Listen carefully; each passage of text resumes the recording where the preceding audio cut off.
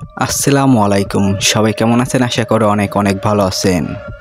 আমি আবার আপনাদের মাঝে জিনের আতঙ্কর গল্পর পাঠ ফোন নিয়ে চলে আসছি এবং এটাই শেষ পাঠ।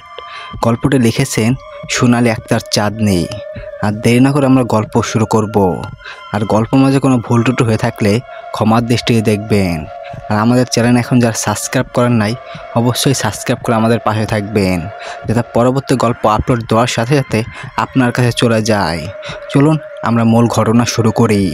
রাত 10টার দিকে একটি 14-15 বছর বয়সী মেয়েকে নিয়ে বাসায় ফিরে আসে ইদ্রিস।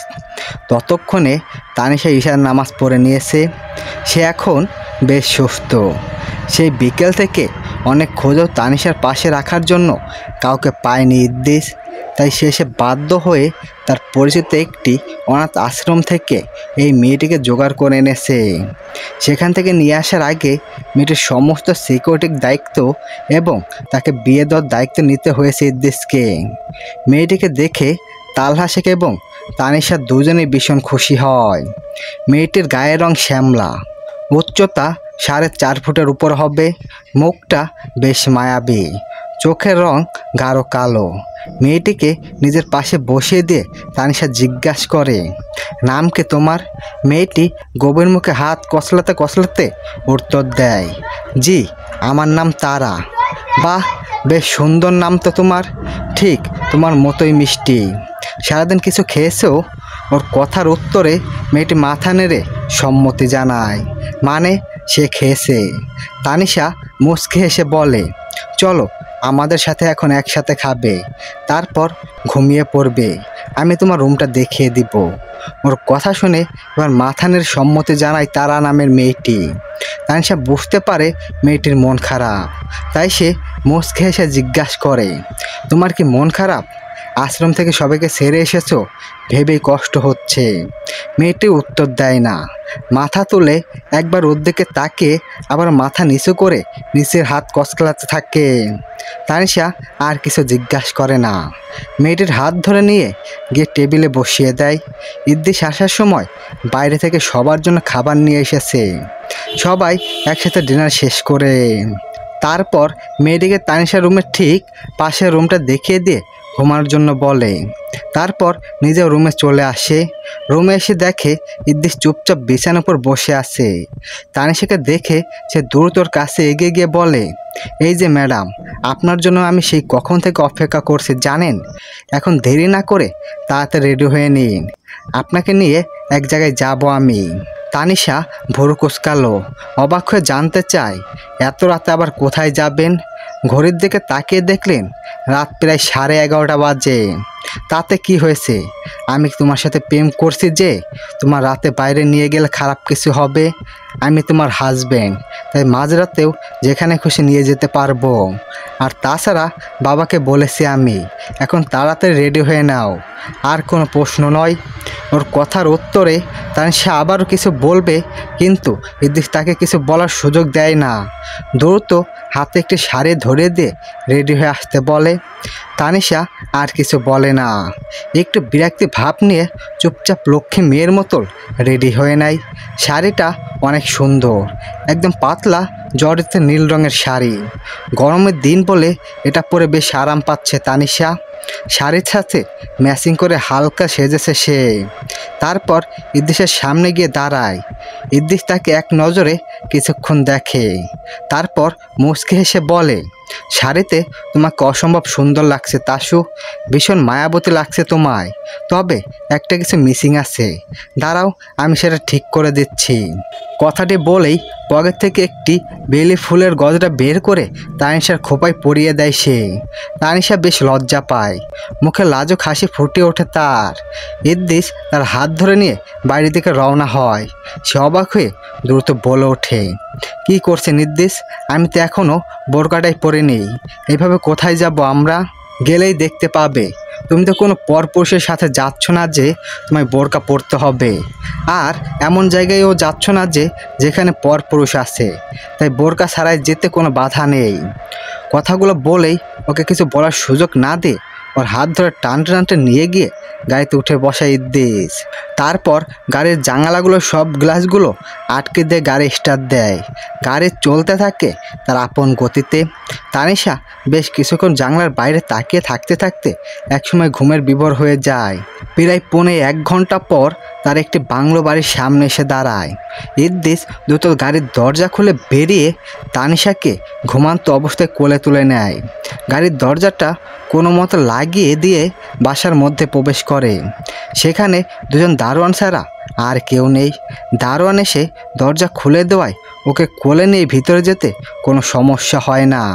সে ভিতরে ঢুকে তানিশাকে সোফায় শুইয়ে দিয়ে দরজা লাগিয়ে দেয়। তানিশা এখন ঘুমে বিভোর।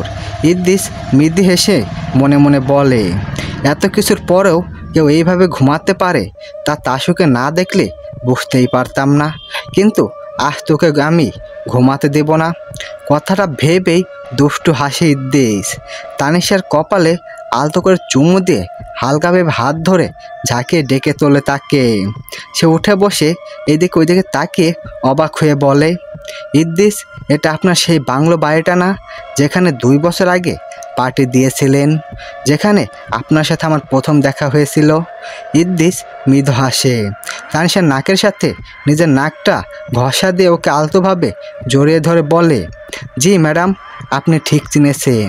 এটা সেই বাড়িটা যেখানে আমি প্রথমবার কারো প্রেমে পড়েছিলাম। কিন্তু এত রাতে হঠাৎ এখানে নিয়ে এলেন কেন আমায়? আপনার জন্য একটা সারপ্রাইজ আছে, সেই জন্য। এখন প্রশ্ন না করে চলুন আমার সাথে। কথাটা বলেই তানিশাকে কিছু বলার সুযোগ না দিয়ে আবারও কোলে তুলে নেয়। তারপর সিঁড়ি বেয়ে উপরতলায় উঠতে থাকে। উপরে ঠিক মাঝখানে রুমটার সামনে গিয়ে দাঁড়ায় তারা। তানিশাকে কোল থেকে নামিয়ে দিয়ে বলে, এবার দরজা খুলে ভিতরে প্রবেশ করুন ম্যাডাম, এখানে আপনার জন্য সারপ্রাইজ অপেক্ষা করছে। তানিশা কিছু বলল না, দরজা ঠেলে ভিতরে প্রবেশ করে। ভিতরে একবার রাখার সাথে সাথে তার পায়ের নিচে তুলতুল কিছু অনুভব করে সে সামনের দিকে তাকিয়ে দেখে পুরো রুমটা অন্ধকার। ভয়ে ইদ্রিসের নাম ধরে ডেকে ওঠে সে। সাথে সাথে পুরো রুমটা আলোকিত হয়ে যায়। তানিশার সামনে এবং পায়ের তলে তাকিয়ে দেখে শুধু ফুল আর ফুল। পুরো মেঝো জুড়ে ফুলের পাপড়ি ছড়ানো। পুরো রুমটা ফুল দিয়ে অনেক সুন্দর করে সাজানো হয়েছে, ঠিক তানিশার স্বপ্নের মতো করে। ওর মুখে হাসি ফুটে ওঠে। কয়েক পা এগিয়ে গিয়ে পুরো রুমটা ঘুরতে ঘুরতে দেখে মুখে হাসির ঝিলিক ফুটে ওঠে তার। তখনই ইদ্রিস এসে পিছন থেকে জড়িয়ে ধরে তাকে। আচমকায় জড়িয়ে ধরায় প্রথমে ভয় পায় তানিশা। ইদ্রিস ওর কানের কাছে মুখ নিয়ে বলে, আমার তাসু কি পছন্দ হয়েছে সারপ্রাইজটার? তানিয়া মাথানের সম্মতি জানায়। তারপর মুচকে এসে মৃদু গলায় জিজ্ঞাসা করে, হঠাৎ এইভাবে আয়োজন কেন ইদ্রিস? সেটা বুঝতে পারছি না। আমাদের বিয়ে হয়েছে 1 সপ্তাহেরও বেশি হলো, অথচ এখন পর্যন্ত আমরা স্বামী স্ত্রীর সম্পর্ক গড়ে তুলতে পারিনি। তোমাকে আমার কাছে চাই তানিশা, অনেক কাছে। যতটা কাছে এলে আমাদের ভালোবাসা পূর্ণতা পাবে ঠিক ততটা। তানিশা কিছু বলে না, লজ্জা মাখা মুখ করে মাথা নিচু করে নেয়। ইদ্রিস মুচকি হাসে, ওকে ছেড়ে দিয়ে গিয়ে দরজা লাগিয়ে দিয়ে আসে। তারপর তানিশাকে নিয়ে বিছানায় চলে যায়। ইদ্রিস আর তানিশা যখন নিজেদের ভালোবাসা বিনিময়ে ব্যস্ত, তখনই হঠাৎ বাংলো বাড়ির চারপাশে অনেক ঝড়ো হওয়া শুরু হয়। এতে পরিমাপ ঝড়ো হওয়া যে বড় বড় ফুলের টবগুলো সব আছড়ে মাটিতে পড়ে যায়। এমন ঝড়ো হওয়ার আগে দাওয়ানের মাঝে কেউ দেখেনি। তারা ভীষণ ভয় পেয়ে যায়। দৌড় পড়তে পড়তে ধরে বাংলো বাড়ির ভিতর প্রবেশ করে দরজা লাগিয়ে দেয়। ভয়ে থরথর করে কাঁপতে থাকে তারা।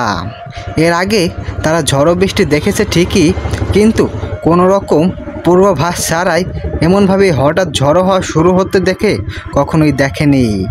আর শুধুমাত্র এমন ঝড়ো হওয়া হলে তারা ততটা ভয় পেত না।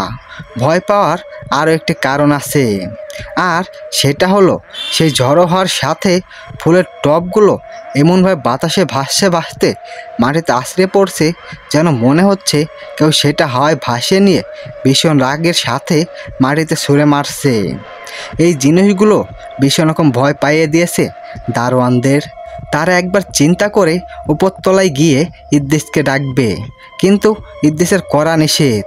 সে তানিশাকে নিয়ে রুমে যাওয়ার পর যা কিছু হোক না কেন কেউ যেন তাদের না ডাকে। এইভাবে বেশ অনেকটা সময় জোরে ঝড়ো হাওয়া চলতে থাকে। তারপর ধীরে ধীরে সব কিছুই নীরব স্তব্ধ হয়ে যায়। এতে দারোয়ানরা কিছুটা শান্তি অনুভব করে। তারা দরজা খুলে যখনই বাইরে যেতে নেবে তখনই তাদের পিছনের টেবিলের উপরে থাকা ইদ্রিসের ফোনটা বাজতে শুরু করে। তারা সামনে না এগিয়ে গিয়ে ফোনের কাছে চলে যায়। ফোনটা হাতে তুলে নিয়ে দেখে ফাদার ইন লং দিয়ে সেভ করা নাম্বার থেকে কল এসেছে। এইদিকে ঘড়িতে প্রায় রাত 1:30 বাজতে চলেছে। লোকগুলো একে অপরের দিকে চাওয়াচাওয়ি করে। ততক্ষণে ফোনটা বাজতে বাজতে বন্ধ হয়ে যায়। তারা ফোনটা রেখে আবার সামনের দিকে পা বাড়ায়। আবারও পিছন থেকে ফোনটা বেজে ওঠে। এবার দুজনের মাঝে একজন কিছু না ভেবেই ফোনটা রিসিভ করে কানে ধরে। সাথে সাথে ওপাশ থেকে কেউ চিৎকার করে বলে ওঠে, ইদ্রিস, আমি মরে গেলাম, আমাকে হাসপাতালে নিয়ে যাওয়া লাগবে, নইলে আমি বাঁচব না। তানিশাকে নিয়ে তাড়াতাড়ি বাসায় ফিরে এসো, বাঁচাও আমাকে। কথাগুলো বলে আর্তনাদ করতে করতে ফোনটা কেটে দেয় ওপাশ থেকে লোকটা। দারোয়ান দুজন ভয়ে কেঁপে ওঠে। তারা বুঝতে পারে না এখন তাদের কি করা উচিত। যার কাছে ফোনটা ছিল সে বলে ওঠে, চল ভাই, স্যারকে ডেকে বলি ওনার শ্বশুর ফোন দিয়ে কি বলেছেন। অপরজন বলে ওঠে, স্যার কি বলেছে ভুলে গেছিস? যা কিছু হয়ে যাক না কেন তাকে ডাকতে নিষেধ করেছে।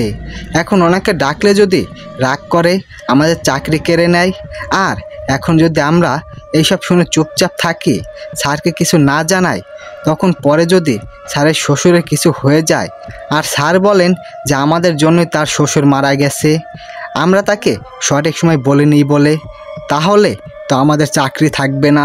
চল স্যারকে জানাই, নইলে পরে কিছু হলে আমরাই বিপদে পড়ব। তারপর লোকটা অপরজনের উত্তর অপেক্ষা না করে দ্রুত উপরে ছুটে যায় ইদ্রিসকে ডাকার জন্য। সকালে ঘুম ভাঙতেই নিজেকে বিছানায় আবিষ্কার করে তানিশা। ঢুলু ঢুলু চোখে পাশে তাকিয়ে দেখে ইদ্রিস বিছানায় নেই। সে চাদরটাকে শরীরে পেঁচিয়ে উঠে বসে। পুরো রুমের মাঝে ইদ্রিসকে খুঁজতে থাকে, কিন্তু কোথাও সে নেই।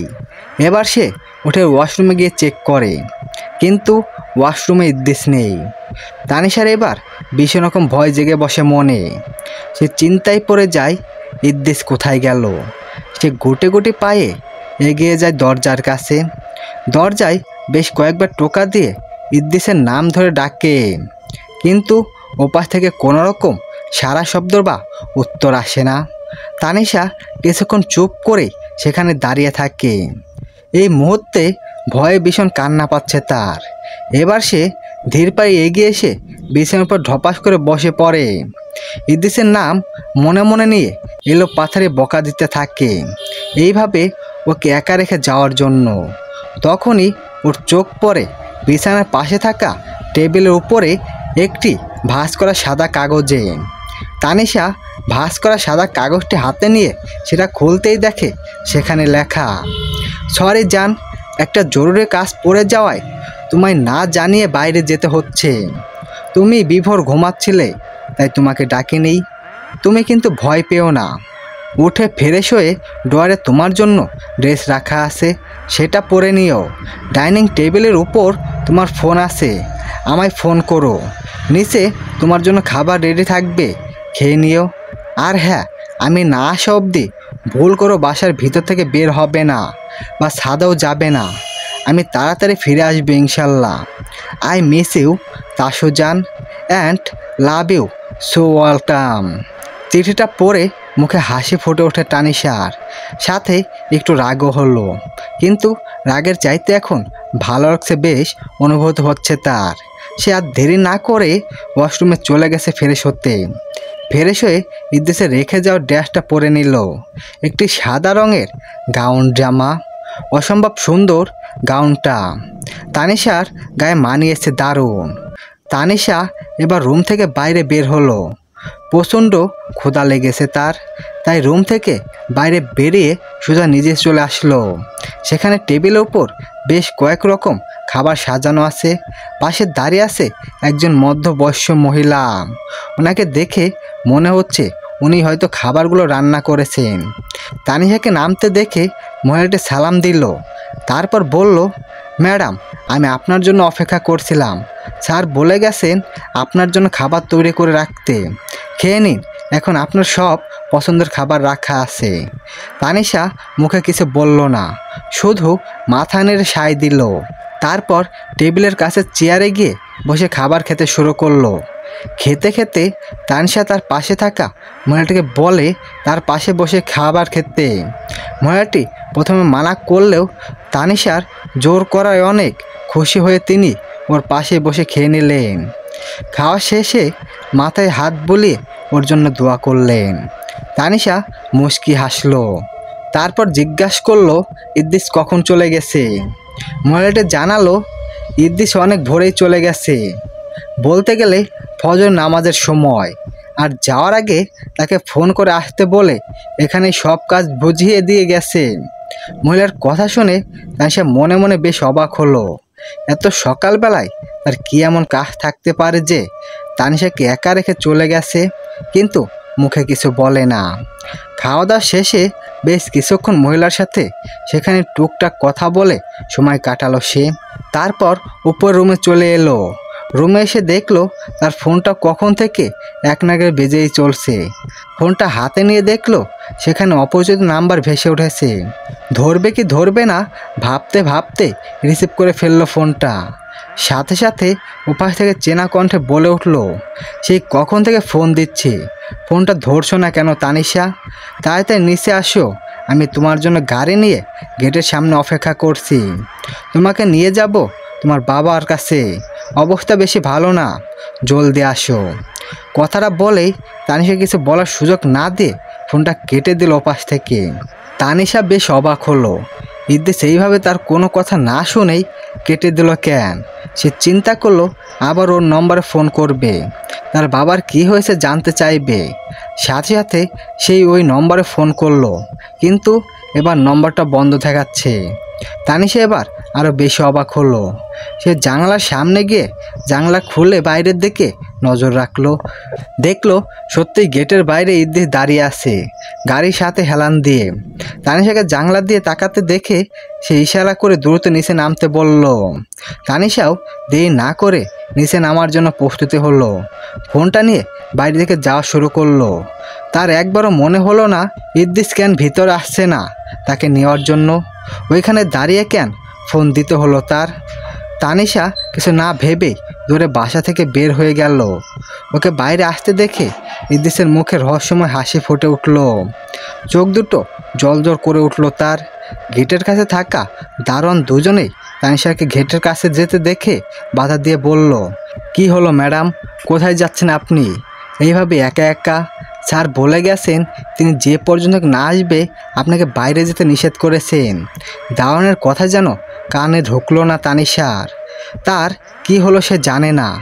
আচমকায় ভীষণ রেগে গিয়ে দারোয়ানকে বলল গেট খুলে দিতে, কিন্তু দারোয়ান দুজনই নাছোড়বান্দার মতোল গেটের সামনে আগলে দিয়ে বলল, দুঃখিত ম্যাডাম, স্যারের কড়া নিষেধ আছে, উনি না আসা পর্যন্ত আপনাকে বাইরে যেতে দেওয়া যাবে না। আপনাদের স্যার গেটের বাইরে গাড়ি নিয়ে দাঁড়িয়ে আছে, দেখতে পাচ্ছেন না? উনি আমাকে ফোন করে ডাকলেন, গেট খুলে আমাকে ওনার কাছে যেতে দিন, আমার বাবা অসুস্থ। ওর কথা শুনে এক অপরের দিকে মুখ চাওয়াচাই করতে লাগলো দারোয়ান দুজন। গেটের বাইরে তাকিয়ে দেখলো সেখানে কেউ নেই, শুধু একটি গাড়ি দাঁড় করানো আছে, যেই গাড়িটা কালকে থেকে এখানে দাঁড়িয়ে আছে। তারা বেশ অবাক হয়ে বলে উঠল, ম্যাডাম কোথায় স্যার? আপনি কিছু ভুল করছেন, এখনও তো স্যার নেই, উনি তো এখনও আসেনি। আরে আজব তো, ওই তো গেটের বাইরে গাড়ির সাথে হেলান দিয়ে দাঁড়িয়ে আছেন উনি, দেখতে পাচ্ছেন না আপনারা? ওর এমন কথায় আরও বেশি অবাক হয়ে গেল দারোয়ান দুজন। তারা আবারও বাইরে ফিরে তাকিয়ে এইদিকে ওইদিকে ইদ্রিসকে খুঁজলো, কিন্তু সেখানে কিছুই নেই। কিন্তু তাদের কেন জানে মনে হচ্ছে না যে তানিশা তাদের সাথে মিথ্যা বলছে, কারণ ওর বলার ভঙ্গি মনে হচ্ছে সত্যি সত্যি সে কাউকে দেখতে পাচ্ছে। ব্যাপারটা বুঝে আসতেই ভীষণ রকম ভয় পেয়ে যায় দারোয়ান দুজন। তারা শুকনো ঢোক গিলে কাপা কাপা গলায় বলে, ম্যাডাম আপনি ভিতরে যান, এখানে আর থাকবেন না প্লিজ। স্যার জানতে পারলে আমাদের চাকরি থাকবে না। দারোয়ানদের কথার উত্তরে তাকে কিছু বলবে তার আগে তার চোখে পড়ল বাইরে দাঁড়িয়ে থাকা ইদ্রিসের দিকে। দেখলো ইদ্রিস নিজের রূপ পরিবর্তন করে সে আগেকার ভয়ঙ্কর চেহারা কালো অবয়টা দাঁড়িয়ে আছে। তার সারা শরীর যেন রাগে কাঁপছে। সাথে সাথে তানিশা ভয়ে শিউরে উঠল। ভয়ে কয়েক পা পিছিয়ে গিয়া চিৎকার দিল। ওর চিৎকার শুনে ভয় পিছনের দারোয়ান দুজন কাছে এসে বলল, কি হয়েছে ম্যাডাম, আপনি এমন করছেন কেন? আমাকে মেরে ফেলবে, আপনারা আমাকে বাঁচান, আমাকে মেরে ফেলবে ও। কথাগুলো বলতে বলতে বাসার ভিতরে দৌড়ে চলে গেলেন তানিশা। তখনই ইদ্রিস এসে গাড়ি নিয়ে হাজির হলো বাসার সামনে। দারোয়ানদের গেট থেকে ভিতরে যেতে দেখে সে তাদের ডেকে জিজ্ঞাসা করলো, কি হয়েছে? দারোয়ানরা উচ্চিত হয়ে সব ঘটনা খুলে বলল। সাথে সাথে ইদ্রিস গাড়ি থেকে নেমে দৌড়ে চলে গেল তানিশার কাছে। বাসার ভিতরে ঢুকে দেখলো তানিশা সোফার উপর বসে থেকে ভয়ে কাঁপছে। পাশে থাকা মহিলাটি তাকে সান্ত্বনা দিয়ে ভয় পেতে নিষেধ করছে। ইদ্রিস ওর কাছে যেতেই ওকে আচমকা জড়িয়ে ধরে ফুপিয়ে কান্না করতে লাগলো তানিশা। আবল তাবল কথা বলতে লাগলো ভয়ে। ইদ্রিস বুঝতে পারলো মেয়েটা মারাত্মক রকম ভয় পেয়েছে, তাই কিছু না বলে মাথায় হাত বোলাতে লাগলো। পাশে থাকা মহিলাটাও ততক্ষণে রান্নাঘরে চলে গেছে। এইভাবে বেশ কিছু সময় পেরিয়ে যাওয়ার পর তানিশার মুখটা নিজের বুক থেকে তুলে তাকে শান্ত হতে বলল। ততক্ষণে তানিশা অনেকটাই শান্ত হয়ে গেছে। ইদ্রিস ওর চোখ মুছে দিয়ে বলল, ভয় পেও না তাসু, এখানে তোমার কোনো প্রকার ভয় নেই। আগামী 2 দিন তুমি এই বাসায় পুরোপুরি সুরক্ষিত। এই বাসা দোয়া কালাম বন্ধ করা আছে। ওই শয়তান জিন এই ক্ষমতা নেই বাসার মধ্যে প্রবেশ করার। শান্ত হও, কিছু হবে না তোমার, আমি তোমার পাশে আছি। ওর কথার উত্তরে হেসকে তুলতে তুলতে তানিশা বলল, আপনি এতক্ষণ কোথায় ছিলেন ইদ্রিস? আমাকে একা একা রেখে কোথায় গিয়েছিলেন আপনি? জানেন আমি কতটা ভয় পেয়েছি? আপনার রূপ ধরে এসে ওই জিনটা আমায় মেরে ফেলতে চেয়েছিল। আমাকে বাঁচান ইদ্রিস, আমার এইসব সহ্য হচ্ছে না, পাগল হয়ে যাচ্ছি। কিছু হবে না তোমার, চিন্তা করো না। আমি যতক্ষণ বেঁচে আছি ততক্ষণ তোমাকে সব বিপদ থেকে রক্ষা করার দায়িত্ব আমার। আল্লাহ চাইলে আমি তোমার সামনে সবসময় ঢাল হয়ে থাকব। তুমি আমার স্ত্রী, তোমার রক্ষা করা আমার কর্তব্য। এইটুকু বলে থামল ইদ্রিস। তানিশা কিছু না বলে ওর বুকে আলতো করে নিজের মাথাটা রেখে চোখ বন্ধ করে রইল। সেও ওর মাথায় হাত বুলিয়ে দিতে দিতে একটু পর আস্তে করে বলে উঠল, বাবার পা ভেঙে গেছে তানিশা, ওনার অবস্থা বেশ ভালো নয়। ওনাকে হাসপাতালে ভর্তি করে রেখে এসেছি, এতক্ষণে সেখানেই ছিলাম। কথাটা শুনতেই যেন চমকে ওঠে ওর বুক থেকে সরে এলো তানিশা। বড় বড় চোখ করে উত্তেজিত হয়ে বলল, কি বলছেন কি ইদ্রিস? বাবার পা ভেঙে গেছে মানে? বাবার অবস্থা ভালো না মানে? বাবাকে আপনি হাসপাতালে রেখে এখন আমাকে জানাচ্ছেন? তাড়াতাড়ি চলুন, আমি বাবার কাছে যাব। আমি আর এক মুহূর্ত দেরি করতে চাই না। না তানিশা, তুমি এই বাসা থেকে আগামী 3 দিনের মধ্যে বের হতে পারবে না। 3 দিনের মাঝে 1 দিন কেটে গেছে। আগামী 2 দিন তোমার এখানেই থাকতে হবে। যা কিছু হয়ে যাক না কেন এই বাসায় থেকে বের হবে না তুমি। আমি আপনার কোনো কথাই শুনতে চাই না ইদ্রিস, আমি বাবার কাছে যাব। এক্ষুনি নিয়ে চলুন আমায়। তানিশা, আমার কথাটা বোঝার চেষ্টা করো, শুধু শুধু এইভাবে জেদ করো না। হুজুর বলে দিয়েছেন আগামী 3 দিনের আগে তোমাকে এই বাসা থেকে বের না করতে, তাহলে তোমার অনেক বড় বিপদ হতে পারে। জিন তোমার ক্ষতি করে দেবে, আর তোমাকে বাইরে বের করার জন্য হয়তো সে বাবার সাথে এমন করেছে। প্লিজ বোঝার চেষ্টা করো, তোমাকে এই মুহূর্তে আমি কিছুতেই বাসা থেকে বের করব না। ইদ্রিসের কথার উত্তরে হু করে কান্না করতে লাগলো তানিশা। বাবা ছাড়া দুনিয়াতে তার কেউ ছিল না। ছোট্টবেলা থেকে বাবা তাকে অনেক কষ্টে মানুষ করেছেন। মা বাবা দুজনের সেন্হ একসাথেই দিয়েছেন। সে বাবার অসুস্থতার কথা শুনে কিভাবে চুপচাপ ঘরের মধ্যে বসে থাকতে পারে তানিশা? ব্যাপারটা ভীষণ রকম কষ্ট দিয়েছে মনে মনে তাকে। ওকে কান্না করতে দেখে ইদ্রিস বুকে জড়িয়ে নেয়, মাথায় হাত বুলিয়ে শান্ত দিয়ে বলে, চিন্তা করো না তাসু, তোমার বাবা আমারও বাবা, তাকে আমি কোনো দিক দিয়েই কষ্ট পেতে দেব না। আমি তার জন্য যথেষ্ট ব্যবস্থা করে রেখে এসেছি হাসপাতালে, ওনার কোনো রকম সমস্যা হবে না। বাবা একদম সুস্থ হয়ে তোমার কাছে 3 দিনের মধ্যেই ফিরে আসবে ইনশাল্লাহ। তুমি শুধু নিজেকে একটু শান্ত রেখে ধৈর্য ধরে দোয়া করো বাবার জন্য। তানিশা আর কিছু বলল না, চুপচাপ ওর বুকে মাথা রেখে অঝরে কান্না করতে লাগলো। এইভাবে কিছুটা সময় কেটে গেল। হঠাৎ ইদ্রিসের ফোনটা বাজতে শুরু করলো। ফোনটা হাতে নিয়ে ইদ্রিস দেখলো আননোন নাম্বার থেকে ফোন এসেছে। ফোনটা রিসিভ করতেই ওপাশ থেকে ডাক্তার বলে উঠল, মিস্টার ইদ্রিস, আপনার শ্বশুর অবস্থা বেশি ভালো নয়। আপনি আপনার স্ত্রীকে নিয়ে দ্রুত হাসপাতাল চলে আসুন। উনি বারবার ওনার মেয়েকে দেখতে চাচ্ছেন। বুঝতে পারছি না ওনার সাথে কি হচ্ছে। ওনার মেয়ে না আসলে ওনাকে হয়তো বাঁচানো যাবে না। ইদ্রিস কথাগুলো শুনে সেটা গোপন করে যাওয়ার চেষ্টা করলো, কিন্তু তানুষা অলরেডি কথাগুলো শুনে ফেলেছে। সেবার চিৎকার করে কান্না করতে করতে বলল, ইদ্রিস, আমি কোনো কিছু শুনতে চাই না। আমার বাবা মরে যাবে, প্লিজ আমাকে নিয়ে চলুন। আমি আর এক মুহূর্তেও এখানে থাকতে পারবো না। বাবার জন্য ভীষণ কষ্ট হচ্ছে আমার। তানিশা এমন জোরাজোরিতে ইদ্রিস আর বলার মতো কোনো কিছু থাকলো না।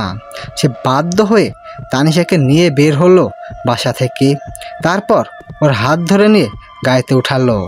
সেই এক মুহূর্তের জন্য তানিশার হাতটা ছেড়ে দিতে চায় না। গাড়ি দ্রুত গতিতে চালিয়ে চলে আসলো হাসপাতালের সামনে। তানিশাকে নিয়ে হাসপাতালের ভিতরে ঢুকে দ্রুত ডাক্তারের কাছে চলে গেলেন। ওদের দেখে ডাক্তার বেশ অবাক হয়ে বললেন, কী ব্যাপার মিস্টার ইদ্রিস, আপনি এত তাড়াতাড়ি ফিরে এলেন যে? তখন না বলে গেলেন আপনার আসতে দুপুর হবে, অথচ 1 ঘন্টার মধ্যে ফিরে এলেন যে? ওর কথায় ইদ্রিস ভুরু কুঁচকালো। অবাক হয়ে বলল, আপনি তো ফোন করে তাড়াতাড়ি আসতে বললেন আমাদের ডাক্তার, তাহলে এখন এমন ভাব কেন করছেন যে আপনি আমাদের কাছে ফোন করে কিছুই বলেননি? ডাক্তার এবার আরও একটু অবাক হলো, একটু বিরক্তি গলায় বললেন, কি বলছেন এইসব? আমি আবার আপনাকে কখন ফোন করতে গেলাম? আর তাছাড়া আপনার ফোন নাম্বারটাও তো আমার জানা নেই। এবার ডাক্তারের কথা শুনে ইদ্রিস বেশ ভালোভাবে বুঝতে পারল এটা ওই জিনটার চাল ছিল তানিশাকে বাসা থেকে বের করার জন্য। ব্যাপারটা বুঝতেই ভয়ে যেন হৃদয় স্পন্দে বের হয়ে আসতে চাইল ইদ্রিসের। সে দ্রুত ওর দিকে ফিরে তাকালো, দেখলো তানিশা একইভাবে ঘাবড়ে আছে, তবে সে আশেপাশে কিছু খুঁজছে। ইদ্রিস তানিশার দিকে তাকিয়ে হাত ঝাঁকিয়ে বলল, তানিশা, জলদি চল, আমাদের বাসায় ফিরে যেতে হবে, এখানে আর এক মুহূর্তও নয়। ওদের কথায় ডাক্তার কিছু বুঝতে পারল না। তিনি আহাম্মকেলের মতোর শুধু তাকিয়ে থেকে ওদের কথাবার্তা শুনছিল। ইদ্রিস সেদিকে ধ্যান না দিয়ে ওর হাত ধরে কেবিন থেকে বেরিয়ে বাইরে আসলো। তারপর রাস্তা দিয়ে হাঁটা দিয়ে তানিশা বলল, ইদ্রিস, এতদূর যখন চলেই এসেছি, চলুন না বাবাকে একটিবারের জন্য দেখে যাই। আমি আর আসতে চাইবো না। আপনি যেটা বুঝতে পেরেছেন সেটা আমিও বুঝতে পেরেছি, কিন্তু বাবাকে এক নজর দেখে না গেলে আমি শান্তি পাবো না। ওর কথায় ইদ্রিস না চাওয়া সত্ত্বেও রাজি হয়ে গেল। ওকে নিয়ে তালা শেখে রাখা কেবিনের সামনে হাজির হলো। কেবিনের ভিতরে ঢুকতেই দুজনে পিল চমকে উঠল, কারণ ওরা দেখলো ঘুমান্ত তালা শেখের ঠিক বুকে বরাবর উপর থেকে একটি ধারালো হাড় কাটা ছুরি ঝুলে আছে, যেটা তার বুকের উপর পড়বে নিশ্চিত মৃত্যু হবে। ব্যাপারটা নজরে আসতেই তানিশা ঝাড়ি মেরে ওর হাত ছেড়ে দিয়ে গিয়ে ছুরিটাকে হাত দিয়ে ধরে ফেললো। সাথে সাথে ইদ্রিসের চোখের সামনে অদৃশ্য হয়ে গেল তানিশা। ওর এক মুহূর্তের জন্য মনে হলো কোন একটি ঝাপটা বাতাস এসে তানিশাকে নিয়ে অতি দ্রুত ওর সামনে দিয়ে পাশ কাটিয়ে কোথাও চলে গেল। ইদ্রিস চিৎকার করে উঠল তানিশা বলে। সে আশেপাশে সব জায়গায় তাকে খুঁজতে লাগলো, কিন্তু তাকে কোথাও খুঁজে পাওয়া গেল না। ইদ্রিসের পুরো শরীর ভয়ে কাঁপতে লাগলো। তার পেটের শীত দ্বারা বেয়ে শীতল স্রোত বয়ে যেতে লাগলো। তাহলে কি হুজুরের কথাই সত্যি হয়ে গেল? জিনটা নিয়ে গেল তার তানিশাকে, আর কখনোই ফিরে পাবে না সে তানিশাকে। কথাটা ভাবতেই যেন বুকের ভিতরে ব্যথাটা শুরু হয়ে গেল তার। সে পাগলের মতো পুরো হাসপাতাল, রাস্তাঘাট সব জায়গায় খুঁজতে শুরু করলো তানিশাকে, কিন্তু কোথাও খুঁজে পেল না। এইদিকে সবার চেঁচামেচিতে তালহা শেখেরও ঘুম ভেঙে গেল। তিনি সব কিছু জানতে পেরে পাগল মতল করতে লাগলেন। পা নিয়ে দাঁড়াতে না পারায় বেডের উপর বসা অবস্থাতে অঝরে কাঁদতে লাগলেন। এই মুহূর্তে নিজেকে সবচাইতে অসহায় বাবা বলে মনে হচ্ছে তার। এইভাবে কেটে গেল প্রায় 1.5-2 ঘন্টা। হঠাৎ হাসপাতালের স্টোর রুম থেকে কারো চিৎকার ভেসে এলো। সাথে সাথে সেই দিকে দৌড়ে গেল সবাই। গিয়ে সবাই চেঁচামেচি শুরু করে দিল। ইদ্রিস ব্যাপারটা জানতে পেরে দ্রুত সেই দিকে ছুটে গেল। রুমে প্রবেশ করে যা দেখলো তা দেখার জন্য সে মোটেও প্রস্তুত ছিল না। তানিশা জ্ঞান হারিয়ে বিব্রস্ত অবস্থায় ফ্লোরে পড়ে আছে। সারা শরীর ছোপ ছোপ রক্তের দাগ লেগে আছে তার। সাদা রঙের জামা পরে থাকায় দাগগুলো স্পষ্ট ফুটে উঠেছে। ইদ্রিস দৌড়ে গিয়ে তাকে জড়িয়ে নিল বুকে। বারবার নাম ধরে ডাকতে শুরু করলো, কিন্তু তানিশার কোনো সেন্স নেই। একজন নার্স ছুটে এসে তানিশার পালস চেক করে বলল সে জীবিত আছে, শুধু জ্ঞান হারিয়েছে। তানিশাকে উঠে দ্রুত ইমার্জেন্সিতে নেওয়া হলো। ডাক্তার তাকে পর্যবেক্ষণ করে গোংরা মুখে ইদ্রিসের সামনে এসে দাঁড়ালো। ডাক্তারকে চুপচাপ গোংরা মুখে আসতে দেখে ইদ্রিসের মনটা যেন আরও বেশি ঘাবড়ে গেল। সে উত্তেজিত হয়ে চিৎকার করে বলল, কি হয়েছে আমার স্ত্রী তানিশার? সে বেঁচে আছে তো ডাক্তার? ওর কথার উত্তরে ডাক্তার মাথা নেড়ে সায় দিয়ে বললেন, আপনার স্ত্রী বেঁচে আছে ঠিকই, কিন্তু এতটুকু বলে থেমে গেল ডাক্তার। তাকে থামতে দেখে ইদ্রিস আরও বেশি উত্তেজিত হয়ে জিজ্ঞাসা করল, কিন্তু কি ডাক্তার? বলুন কি হয়েছে ওর? ও সুস্থ হয়ে যাবে তো? I am so sorry mister Idris, your wife has been restored. কথাটা শুনতেই যেন পায়ের নিচ থেকে মাটি সরে গেল ইদ্রিসের। সে কাঁপা কাঁপা পায়ে কয়েক কদর পিছিয়ে গেল। অবাক হয়ে জানতে চাইল, আপনার কোথাও ভুল হচ্ছে ডাক্তার? এটা কিভাবে সম্ভব? আমার কোথাও ভুল হয়নি মিস্টার ইদ্রিস। আমি তাকে ভালোভাবে পরীক্ষা করে ব্যাপারটা শিওর হয়ে আপনাকেই বলছি। আপনার স্ত্রী সত্যিই ধর্ষিত শিকার হয়েছে। তার শরীর থেকে সেই নমুনায় পাওয়া গেছে। তার সারা শরীরের নখ এবং দাঁতের দাগ পাওয়া গেছে। খুব বাজেভাবে ধর্ষণ করা হয়েছে তাকে, কিন্তু আদৌ তিনি কোনো মানুষের দ্বারা ধর্ষণ হয়েছে কি না সেটা নিয়ে সন্দেহ আছে। জ্ঞান ফিরতেই নিজেকে হাসপাতালে বেডে আবিষ্কার করে তানিশা। ক্লান্ত চোখে আশেপাশে তাকে বুঝতে পারে সে হাসপাতালে একটি কেবিনে শুয়ে আছে। তার হাতে স্যালাইন লাগানো।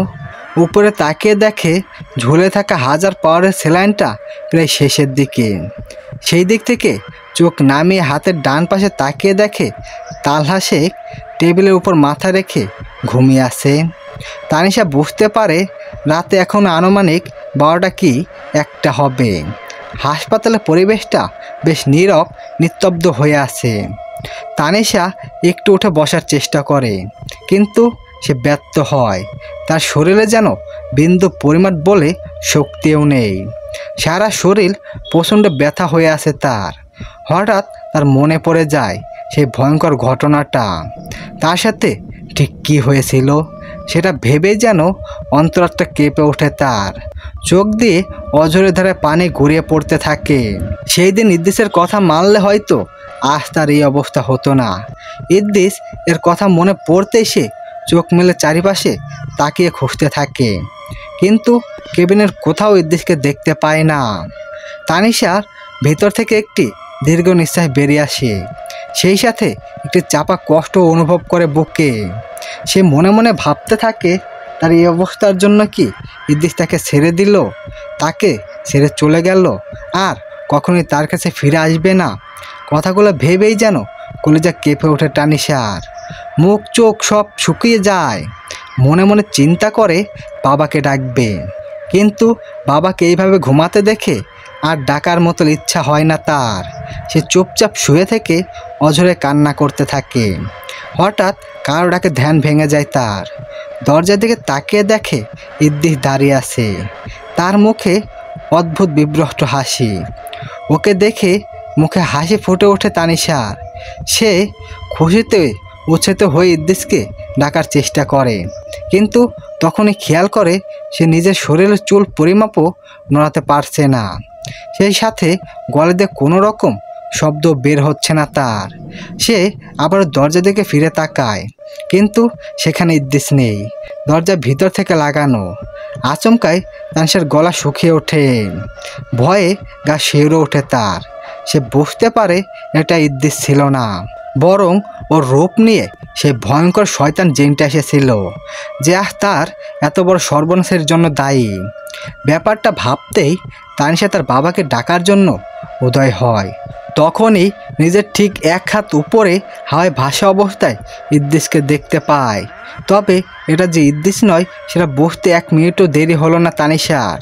হাওয়ায় ভেসে থাকা ইদ্রিস রূপে জিনটার মুখে বিব্রত হাসি। লোভা দৃষ্টিতে তাকিয়ে আছে তানিশার দিকে। এখন যেন ঝাঁপিয়ে পড়বে আর ছিঁড়ে ছিঁড়ে খাবে তানিশাকে। তানিশা ভয়ে চোখ খিচকে বন্ধ করে ফেলে। চিৎকার করার চেষ্টা করেও অসফল হয়। মুখ দিয়ে কোনো প্রকার শব্দ বের হয় না তার। সে মনে মনে আল্লাহকে ডাকতে থাকে, তার কাছে সাহায্য চাইতে থাকে। তখনই মাথায় কারো মমতা স্পষ্ট অনুভব করে তানিশা। দ্রুত চোখ মেলে তাকিয়ে দেখে ওর বাবা পাশে দাঁড়িয়ে মাথায় হাত বুলিয়ে দিচ্ছে। বাবাকে দেখে যেন দেহে প্রাণ ফিরে পায়। ওকে চোখ মেলে তাকাতে দেখে তালহা শেখ মৃদু হেসে বলে ওঠে, তোমার জ্ঞান ফিরেছে মা? তুমি জানো আজ কতদিন হলো তুমি এই অবস্থায় পড়ে আসো? তোমার চিন্তায় আমাদের অবস্থা যে খুব খারাপ তানিশা। বাবার কথার উত্তরে কিছু না বলে অঝরে ধারে কান্না করতে থাকে তানিশা। মনের সব কষ্ট যেন চোখ দিয়ে অশ্রু হয়ে বেরিয়ে আসছে তার কষ্ট বুঝতে পেরে পাশে বসে তালহা শেখ তানিয়ার চোখ দুটো মুছে দিতে দিতে বলে, কেঁদো না মা, যা হবার তা হয়ে গেছে। ভাগ্যর লেখা কেউ কখনো বদলাতে পারে না। তবে ওই শয়তান জিনটাকে আমি সাহায্য করেই ছাড়বো, সেটা যেভাবেই হোক। তুমি শুধু সুস্থ হয়ে ওঠো, তারপর যা করতে হয় করব আমি। তানিশার বাবার কথার উত্তরে কিছু বলে না। তার হাতটা আলতো করে হাত দিয়ে জড়িয়ে নিয়ে মৃদু গলায় জিজ্ঞাসা করে, ইদ্রিস কোথায় বাবা? তাকে কোথাও দেখতে পাচ্ছি না যে। তুমি গত 4 দিন হলো জ্ঞান হারিয়ে বেডে পড়ে আসো। এই 4 দিনে সারাক্ষণ তোমার সাথে থেকেছে ইদ্রিস। ছেলেটা তোমার চিন্তায় নাওয়া খাওয়া ঘুম সব কিছু ছেড়ে দিয়েছে প্রায়। আজকে জোর করে আমাকে বাসায় পাঠিয়ে দিয়েছি, একটু পরেই চলে আসবে হয়তো। বাবার কথা শুনে তানিশার কান্না যেন আরও বেড়ে যায়। তার এই মুহূর্তে নিজেকে বড্ড বেশি অপরাধী মনে হচ্ছে। তার জেদের কারণেই আজ এই দুজন মানুষের এমন অবস্থা। সে যদি তখন জেদ না করতো তাহলে আজ এতটা খারাপ পরিস্থিতি আসতো না। কথাগুলো ভেবেই অযোধ্যায় কান্না করতে থাকে তানিশা। তখনই দরজায় কারো টোকা পড়ার শব্দে সেদিকে ফিরে তাকায় তালহা শেখ ও তানিশা। তালহা শেখ দৌড়ে উঠে গিয়ে দরজা খুলে দেয়। দেখে ইদ্রিস দাঁড়িয়ে আছে। ইদ্রিস কেবিনের ভিতরে ঢোকেই তানিশার দিকে তাকায়। ওকে তাকিয়ে থাকতে দেখে চোখ মুখ জল জল করে ওঠে তার। সে দ্রুত তানিশার কাছে এগিয়ে আসে। ওর ডান হাতটা জড়িয়ে ধরে বলে, তাসু, তোমার জ্ঞান ফিরেছে? তুমি সুস্থ হয়ে উঠছো তাসু? ওর কথার উত্তরে তানিশা কিছুই বলে না, শুধু চুপচাপ কান্না করতে থাকে। এই মুহূর্তে তার মুখ দিয়ে যেন কোনো রকম কথা বের হচ্ছে না। বুকের মাঝের ব্যথা অনুভব করছে সে। নিজেকে বড্ড বেশি অপরাধী মনে হচ্ছে। ওদের কথা বলতে দেখে তালহা শেখ দরজাটা ভিড়িয়ে দিয়ে বাইরে চলে যান। উনি কিছুক্ষণ একা থাকতে দিতে চান দুজনকে। ইদ্রিস কিছুক্ষণ চুপ থেকে ওর চোখের পানি দিয়ে আবারও বলতে শুরু করে, কেঁদো না তাসু, যা হবার হয়ে গেছে। এতে তোমার কোনো দোষ নেই বা ভুলও নেই। তবে এমন যে দ্বিতীয়বার আর হবে না সেই ব্যবস্থাই করতে হবে। তুমি দ্রুত সুস্থ হয়ে ওঠো, তোমাকে আমি এক জায়গায় নিয়ে যাব। তানিশা আর কিছু বলল না, চোখের জল বিসর্জন দিতে দিতে ইদ্রিসের দিকে তাকিয়ে থাকে। এই কয়েকদিনে ছেলেটার চেহারা যেন পাল্টে গেছে, মুখ চোখ সব কিছুই শুকিয়ে গেছে, চোখের নিচ দিয়ে কালশি সিটে দাগ পড়ে গেছে। দেখেই বোঝা যাচ্ছে ঠিকঠাক মতো খাওয়া দাওয়া ঘুম কিছুই করে না। তানিশা ভীষণ ইচ্ছা করছে ইদ্রিসকে একবার জড়িয়ে ধরে শুয়ে থাকতে, কিন্তু সে চেয়েও পারছে না। তার মাঝে কোথায় যেন একটা বাধা অনুভব হচ্ছে, বারবার মনে হচ্ছে সে যেন আর ইদ্রিসের যোগ্য নয়। আজ তানিশাকে হাসপাতাল থেকে রিলিজ করে নিয়ে যাচ্ছে ইদ্রিস। জ্ঞান ফেরার পর পুরো 36 ঘন্টা কেটে গেছে হাসপাতালে।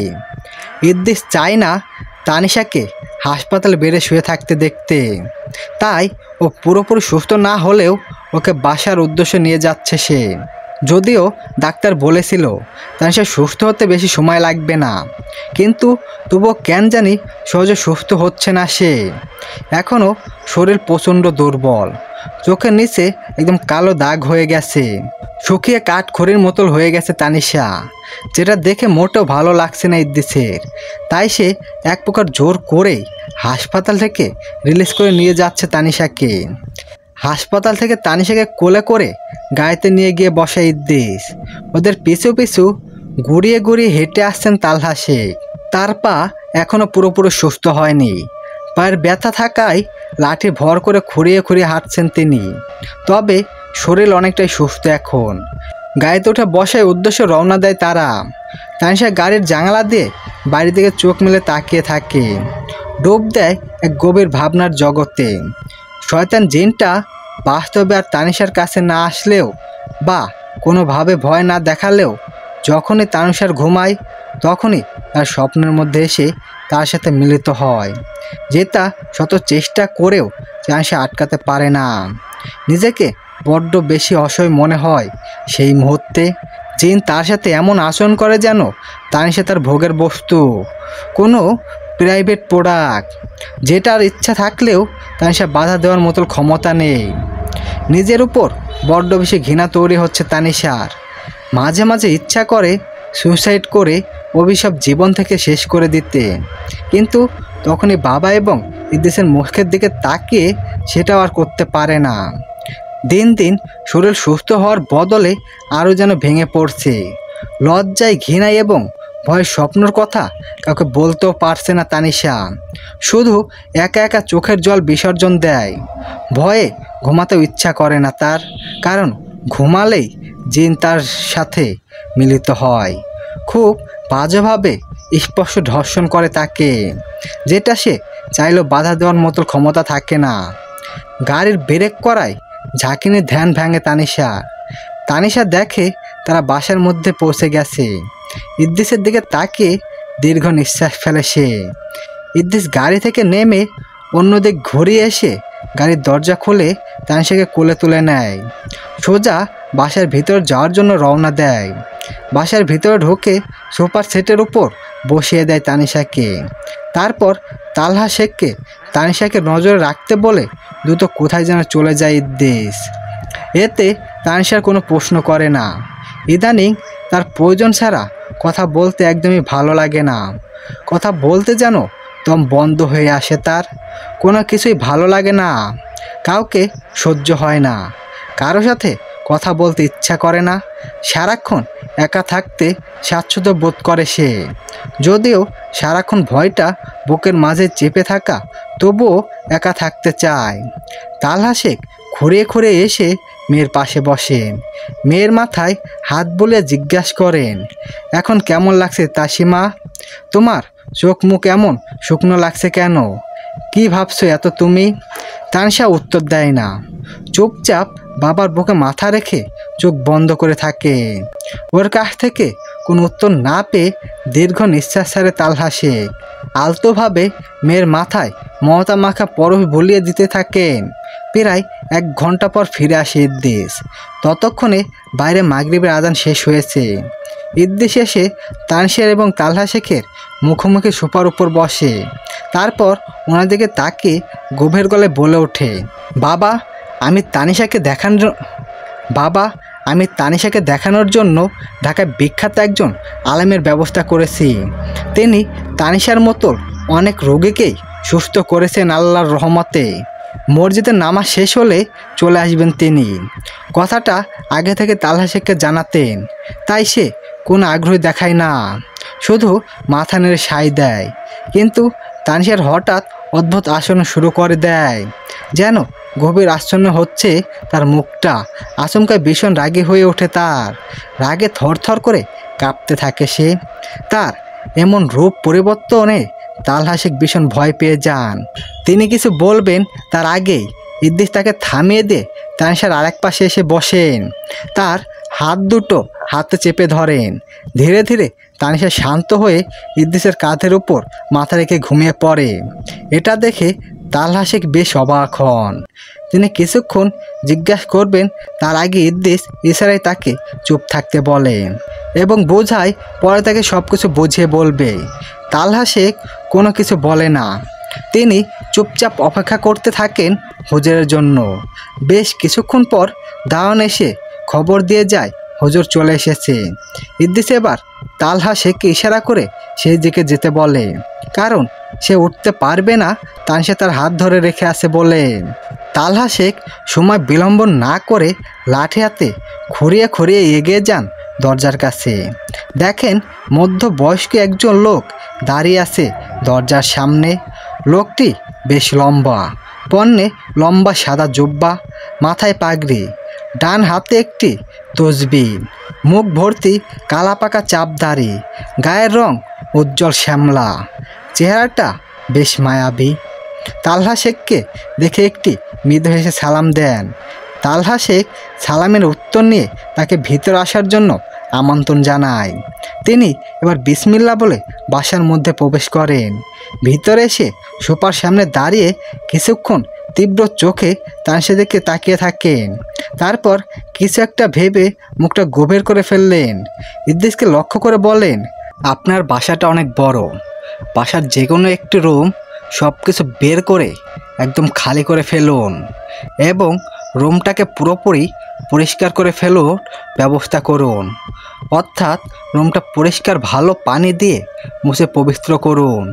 সেই রুমে আমি নিজের কাজ শুরু করব ইনশাআল্লাহ। হুজুরের কথা শুনে ইদ্রিস তালহা শেখকে তানের পাশে বসতে বলে। তারপর ওটা কোথায় যেন চলে যায়। কিছুক্ষণ পর দারোয়ান দুজনকে নিয়ে এসে উপরতলার একটি রুম পরিষ্কার পরিচ্ছন্ন করে ফেলেন। হুজুরের কথা মতন সব কিছু ঠিকঠাকভাবেই করে। হুজুরের প্রয়োজনীয় জিনিসগুলো ব্যবস্থা করে ফিরে আসে। ওনাকে সব কিছু প্রস্তুতি করতে দেখে এবার তানিশাকে নিয়ে সেই রুমে আসতে বলে হুজুর। তারপর তিনি উপরে চলে যান। ইদ্রিস ঘুমান্ত তানিশাকে কোলে করে নিয়ে উপর তলায় উঠে সেই রুমের মধ্যে গিয়ে দেখে হুজুর রুমের ঠিক মাঝখানে একটি জায়নামাজ বিছিয়ে তার উপর বসে আছেন। ইদ্রিসকে দেখে হুজুর সামনে ইশারা করে তানিশাকে শুয়ে দিতে বলে। ইদ্রিস হুজুরের সামনে তাকিয়ে দেখে আরেকটি জায়নামাজ বিছানো এবং জায়নামাজের চতুর্দিকে চক দিয়ে একটি গোল আকৃতি। ইদ্রিস তানিকে নিয়ে তার মধ্যে শুয়ে দেয়। তারপর সে একটু দূরে এসে দাঁড়ায়। ততক্ষণে তালহা শেখও সেখানে চলে আসেন। দুজনে রুমের এক পাশে দাঁড়িয়ে থাকে। হুজুর এবার পাশে থাকা কোরআনটা নিয়ে সেটা খুলে একের পর এক আয়াত তেলাওয়াত করতে থাকেন এবং একটু পর পর তানিশার গায়ে ফু দিতে থাকেন। এইভাবে কেটে যায় প্রায় 30 থেকে 40 মিনিট।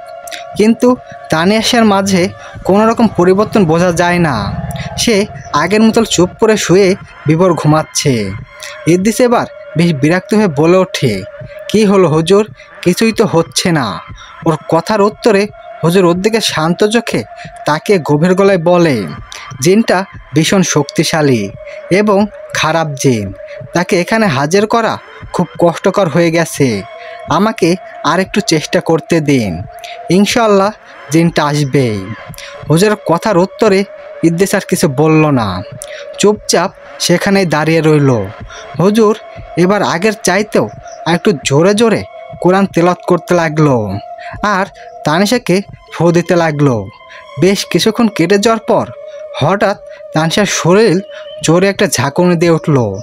সাথে সাথে পুরো রুমটা যেন ভারী হয়ে এলো। হুজুর ইশারা করে ইদ্রিস এবং তালহা শেখকে বোঝালেন চিনতে এসেছে। কিছুক্ষণের মাঝেই তানসা উঠে বসলো।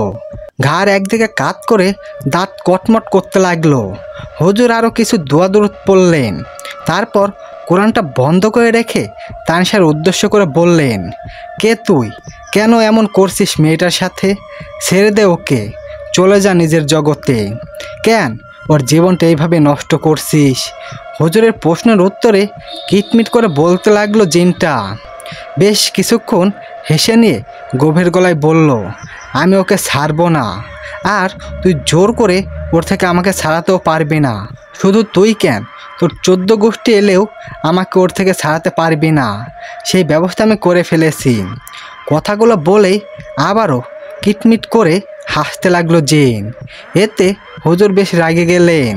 রাগী গলায় ধমক দিয়ে বললেন, কি করেছিস তুই যে তোকে ছাড়াতে পারবো না?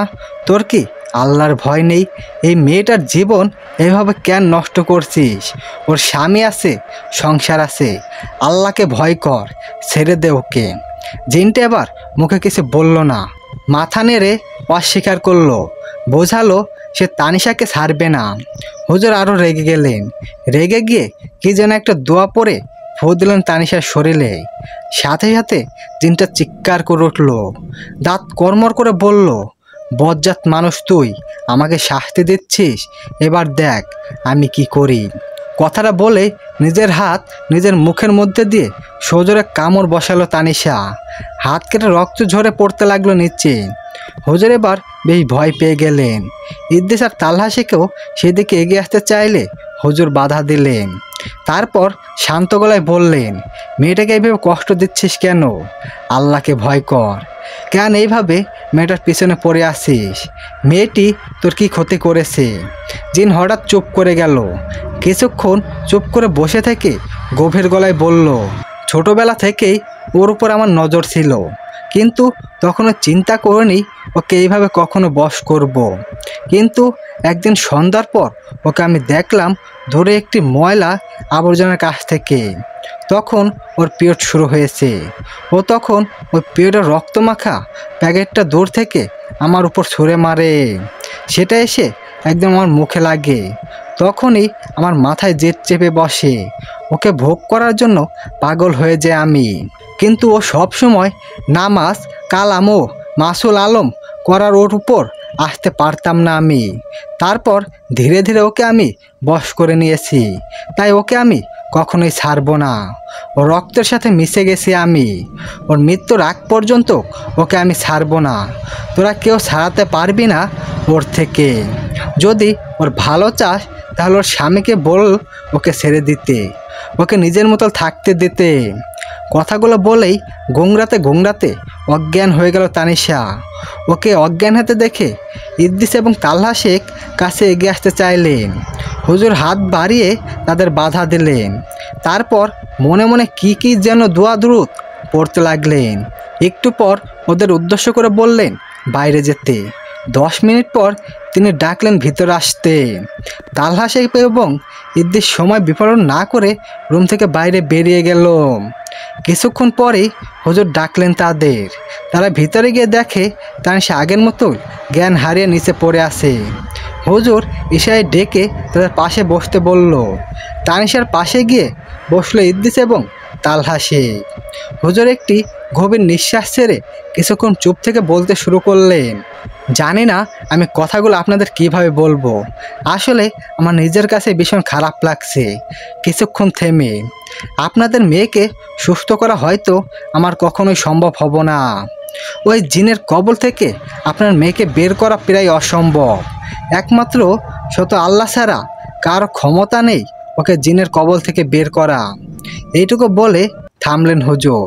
ওনার কথা শুনে যেন মাথায় আকাশ ভেঙে পড়ল তালহা শেখ এবং ইদ্রিসের।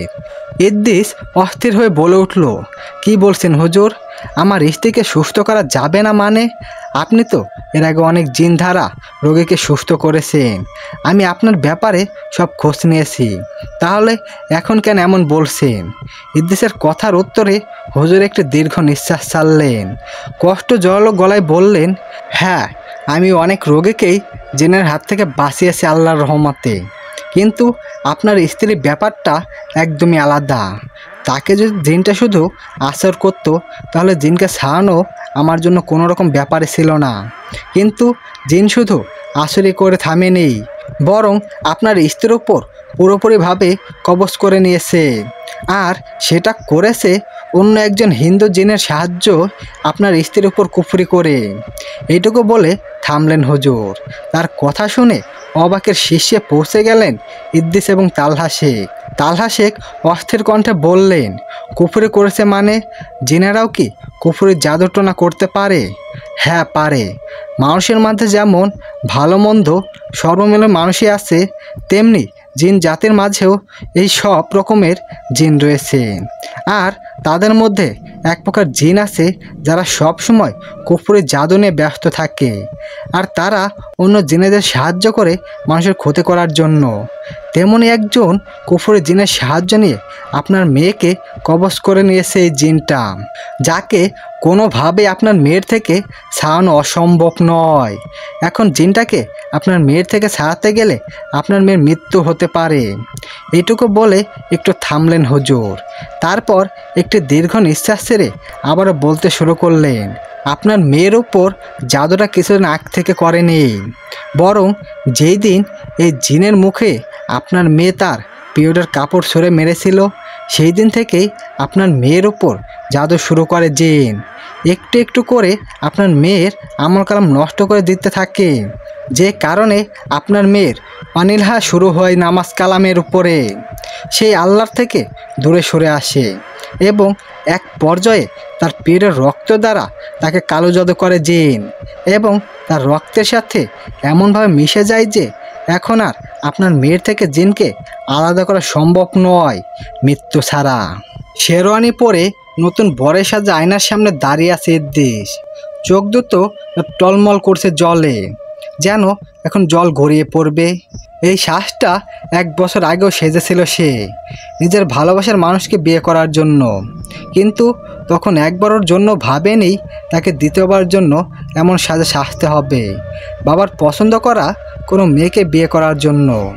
তার ভালোবাসার মানুষ তানিশা তার জীবন থেকে ছিটকে দূরে সরে যাবে, এটা যেন কল্পনাও ছিল না ইদ্রিসের। সে যে মন প্রাণে এখনও তাকেই ভালোবাসে, কিন্তু পরিস্থিতি তার কাছে আসছে নিরুপায়। শেষবার হুজুর দিয়ে তানিশাকে দেখানোর পর তার অবস্থা আরও খারাপ হতে থাকে। প্রতিনিয়ত সে দুর্বল থেকে দুর্বল হতে থাকে, সেই সাথে কাউকে চিনতে পারে না, একদম উন্মত্ত হয়ে যায়। বিশেষ করে ইদ্রিসকে দেখলেই ক্ষিপ্ত বাঘিনী হয়ে ওঠে সে। ইদ্রিসকে নিজের কাছে ঘেরাতে দেয় না সে। হুজুরের থেকে অনেক রকম চিকিৎসা করানো হয় তানিশাকে, তাতে কিছুদিন করে ভালো থাকলেও অবস্থা আরও বেশি বেগাতিক হতে থাকে। দিনটা এমনভাবে গ্রাস করে নেয় তানিশার শরীর যে সে আর নিজের মাঝে থাকে না। তবুও ইদ্রিস তানিশাকে ছাড়তে চায়নি। তাকে নিজের সবটুকু ভালোবাসা দিয়ে সুস্থ করে তোলার জন্য অনেক রকম ডাক্তার, কবিরাজ ও ওজিদের দেখাইছে, কিন্তু কোনো কাজ হয় নাই। তানিশার দেখাশোনা করার জন্য এতিমখানা থেকে নিয়ে আসা তার নামের মেয়েটাও তানিশাকে দেখে ভয়ে যেন পালিয়ে যায়, আর কাউকে ওর দেখাশোনা করার জন্য আনতে পারে না ইদ্রিস। তখনই দেশে ফিরে আসে ইদ্রিসের বাবা। সব কিছু জানতে পেরে ভীষণ ক্ষিপ্ত হয়ে যায় সে। কিছুতেই মেনে নিতে চায় না তার একমাত্র ছেলের জীবনের এমন বইয়ের অবস্থা। তাই সে এক প্রকার জোর করে ইদ্রিসের সাথে তানিশার ডিভোর্স করানোর সিদ্ধান্ত নেয়। সাথে এটা বলে তানিশা যতদিন বেঁচে থাকবে তার সকল দায়িত্ব সে গ্রহণ করবে। যদিও এই সিদ্ধান্তে ইদ্রিস মোটেও সম্মতি ছিল না, কিন্তু তানিশার আচরণ এবং বাবার জেদের কারণে একসময় রাজি হতে বাধ্য হয়। আর আজ সেই পরিণতি থেকে সে বিয়ে করার জন্য তৈরি হচ্ছে। তার বাবা একজন ঘনিষ্ঠ বন্ধুর মেয়ের সাথে বিয়ে ঠিক করেছে ইদ্রিসের। মেয়েটা লন্ডনে পড়াশোনা করে এসেছে, দেখতেও অনেক সুন্দরী এবং স্মার্ট। ইদ্রিস তবু কোনো আগ্রহ ছিল না, কিন্তু বাবার জেদের কাছে হার মানতে হয়েছে তাকে। যখন তার বাবা জানতে পারে তানিশার পেটে ইদ্রিসের সন্তান ছিল, কিন্তু সেই সন্তান যখন পেটে 3 মাস চলছিল, তখনই আচমকা একদিন বাচ্চা নষ্ট করে ফেলে তানিশা। নিজের পেটে নিজে আঘাত করে সে ভীষণ ব্লিডিং হয়ে মারা যায় পেটের মধ্যে থাকা বাচ্চাটা।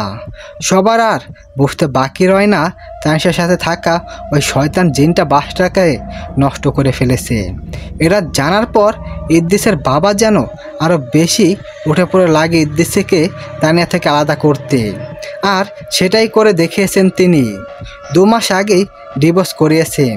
তানিশা এখন তার বাবার কাছে, বাবার বাড়িতে থাকে। যদিও সে বৃদ্ধ উন্মুখ, কারোর সাথে কথা বলে না, সারাক্ষণ অন্ধকার রুমের মাঝে চুপচাপ বসে থাকে। তার কাছে তার বাবা ছাড়া আর কেউ যেতে পারে না। হঠাৎ বাবার ডাকে ধ্যান ভাঙে ইদ্রিসের।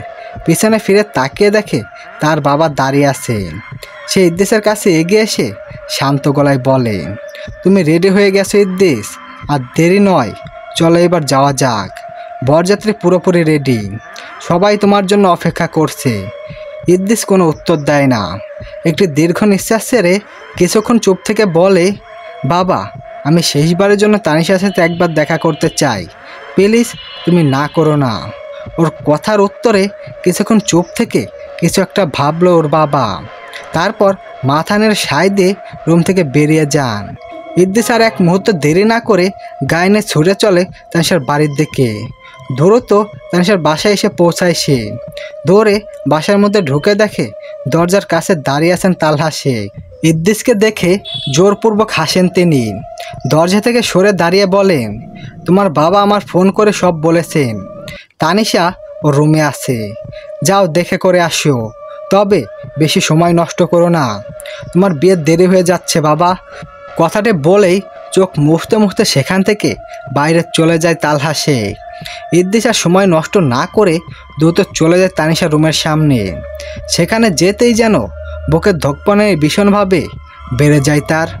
বুকে হালকা ব্যথা শুরু হয়। সে দরজা ঠেলে ভিতরে ঢুকতেই দেখে রুমটা পুরোপুরি ঘুটঘুটে অন্ধকার। কোনো মতো লাইটের সুইচ খুঁজে বের করে অন করে সে। দেখে তানিশা জানলার ধারে চুপচাপ নিচের দিকে তাকিয়ে বসে আছে, যদিও জানলাটা ভিতর থেকে বন্ধ করা। রুমে আর কেউ নেই। তানিশা একবার চোখ তুলে ইদ্রিসের দিকে তাকায়, তারপর আবার নিচের দিকে তাকিয়ে চুপচাপ বসে রয়। ইদ্রিস মৃদু পায়ে তার কাছে এগিয়ে যায়, পাশে গিয়ে কিছুক্ষণ চুপচাপ বসে থাকে। চোখে তার টলমল করছে অশ্রু জলে। এইভাবে কেটে যায় আরও কিছুক্ষণ। ইদ্রিস একটি দীর্ঘ নিঃশ্বাস ছেড়ে ধরা গলায় বলে, আমি বিয়ে করতে যাচ্ছি তাসু। আজকের পর থেকে আমি আর কখনো তোমার কাছে আসতে পারবো না। সারা জীবনের জন্য তোমার থেকে আলাদা হয়ে যাব। এটুকু বলে একটু থামে ইদ্রিস। এক নজরে তানিশার দিকে ফিরে তাকায়। তার মাঝে কোনো রকম ভাবনা চিন্তা দেখা যাচ্ছে না। সে আগের মতো চুপচাপ নিচের দিকে তাকিয়ে বসে আছে। ইদ্রিস আবারও বলে, এমনটা কেন হলো তাসু? আমি তো এমনটা চাইনি। তোমাকে নিয়ে সারা জীবন সুখে সংসার করতে চেয়েছিলাম, তোমার জীবনটা নিজের ভালোবাসা দিয়ে রাঙিয়ে দিতে চেয়েছিলাম। তাহলে আমাদের সাথে এমন কেন হলো তাসু? আমি যে তোমার জায়গাটা অন্য কাউকে দিতে পারবো না তাসু। বড্ড বেশি ভালোবাসি তোমায়। তবু কেন এমন হলো? কেন আমরা এতটা দূরে সরে গেলাম? কেন তাসু, কেন? কথাগুলো বলেই আবার তানিশার দিকে ফিরে তাকালো, কিন্তু আগের মতো এবারও তানিশার মাঝে কোনো রকম ভাবনা দেখা গেল না। ডিভোর্সের আগে তার কাছাকাছি এইভাবে বসলে সে চিৎকার চেঁচামেচি করে ইদ্রিসকে সরিয়ে দিত, ওর গায়ে আঘাত করত, কিন্তু আর সেটাও করছে না। ইদ্রিসের ভীষণ ইচ্ছা করলো তানিশাকে একবারের জন্য ছুঁয়ে দেখতে, কিন্তু তার মন বাধা দিতে লাগলো, কারণ তাদের ডিভোর্স হয়ে গেছে। তার আর সেই অধিকার নেই। বেশ কিছুক্ষণ তানিশার মুখের দিকে তাকিয়ে রইল সে। ওকে দেখেই তৃপ্ত যেন কোনো দিকেই মিটছে না ইদ্রিসের, যদিও তার চেহারাটা একদম ফ্যাকাশে এবং বিভ্রষ্ট হয়ে গেছে। আগের তানিশার সাথে যেন কোনো রকম মিল নেই তার। তবু ইদ্রিসের কাছে সে এখনও সে আগের তানিশে আছে। এটাকেই হয়তো ভালোবাসা বলে। ইদ্রিস এইভাবে কিছুক্ষণ বসে থেকে আর দেরি করলো না। সেখান থেকে উঠে চোখের জল ফেলতে ফেলতে দৌড়ে বাসা থেকে বেরিয়ে চলে গেল। তালহা শেখ বাইরে থেকে পেরে সব কিছুই দেখলেন। চোখের জল যেন কোনো মতে বাধা মানছে না তার। নিজের একমাত্র মেয়ের এমন পরিস্থিতি কল্পনাও ছিল না তার যেন আজ মনে হচ্ছে এমন দৃশ্য দেখার আগে মৃত্যু হলেই ভালো হতো। কিন্তু সে মারা গেলে তার মেয়ের কি হবে এটা চিন্তা করে মরতেও পারে না। ইদ্রিস বেরিয়ে চলে যেতেই তানিশার চোখ দিয়ে টপ টপ করে কয়েক ফোঁটা জল গড়িয়ে পড়ল। ইদ্রিসের চলে যাওয়ার দিকে তাকে মনে মনে বলল, আমিও আপনাকে বড্ড বেশি ভালোবাসি ইদ্রিস, কিন্তু আপনার ক্ষতি চাই না আমি। আপনি সুখে থাকুন অন্য কাউকে নিয়ে। 5 বছর পর 5টি বছর কোথায় দিয়ে পেরিয়ে গেল যেন বুঝতেই পারেনি তানিশা। ইদ্রিস তার জীবন থেকে হারিয়ে যাওয়ার পর তার জীবনটা একদম মরুভূমি হয়ে যায়। যদিও মরুভূমি অনেক আগে থেকেই হয়েছিল, তবুও সে জানতো ইদ্রিস তার সাথে আছে। কিন্তু সে বিয়ে করে নেওয়ার পর থেকে তানিশা একদমই একা। তানিশা চাইলেই তাকে আটকাতে পারত, কিন্তু সে সেটা করেনি। কারণ যখন ইদ্রিস তার কাছে আসার চেষ্টা করত তখনই তার উপর হাজির হতো শয়তান জিনটা। আর ইদ্রিসকে আঘাত করতো না করতো ভাবে। তানিশাকে জিনটা হুমকে দিয়েছিল ইদ্রিসকে জানি মেরে ফেলবে। এমনকি তানিশা ইদ্রিসকে মেরে ফেলার চেষ্টাও করেছে বেশ কয়েকবার, যদিও সেটা ইদ্রিসের বাবা জানে না। তাই তো সে নিজেকে দূরে সরিয়ে নিয়েছে ইদ্রিসের থেকে। আজ সে অনেকটাই সুস্থ, কিন্তু তার জীবনটা পুরোপুরি পরিবর্তন। সে এখন স্বাভাবিকভাবেই চলাফেরা করলেও বাসা থেকে বাইরে বের হয় না। প্রতিটি রাত কাটে চোখের জল বালিশ ভিজিয়ে। ইদ্রিস বিয়ের পর তার বউকে নিয়ে বিদেশে চলে গেছে, আর কখনো ফিরে আসেনি। বাবার মুখে শুনেছি ইদ্রিসের একটি ফুটফুটে কন্যা সন্তান হয়েছে। সে তার স্ত্রীর সন্তান নিয়ে অনেক সুখেই আছে। এতে যেন তানিশার শান্তি, আর কিছু চাই না সে। জিনটাও আগের মতো তার কাছে আসে না, তাকে বিরক্ত করে না, তার সাথে শারীরিক সম্পর্কও করে না, কিন্তু তাকে প্রায় উন্মুক্ত করে রেখে গেছে। শূন্য কারো কথা কল্পনাও করতে পারে না, বাইরে বেরোনোর চেষ্টাও করতে পারে না। সূর্যের আলো যেন সহ্য হয় না তার। তবুও এইসবের মাঝে সে ভালোই আছে, নিজেকে মানিয়ে নিয়েছে। কথায় আছে না, সবার কপালে সুখ সয় না। সমাপ্ত। যদিও গল্পর কিছু কিছু জিনিস বাস্তবের সাথে মিল রেখে রেখা, কিন্তু পুরোপুরি নয়। গল্পটা সম্পূর্ণ কাল্পনিক থেকে লিখেছি, কিছু জিনিস শুধু বাস্তবের সাথে মিল রেখেছি। জানি গল্পের শেষটা অনেকেরই ভালো লাগবে না, তবে সব গল্পে হ্যাপি এন্ডিং চলে না। কিছু গল্পেতে স্যাড এন্ডিং ভালোই লাগে। যার ধৈর্য ধরে পুরো গল্পটা শুনেছেন তারা অবশ্যই জানাবেন গল্পটা কেমন লেগেছে। আর সবাই ভালো থাকবেন, সুস্থ থাকবেন। সুস্থ থাকবেন। পরবর্তী গল্প খুব শীঘ্রই চলে আসবে, সেই পর্যন্ত অপেক্ষা করবেন। আল্লাহ হাফেজ।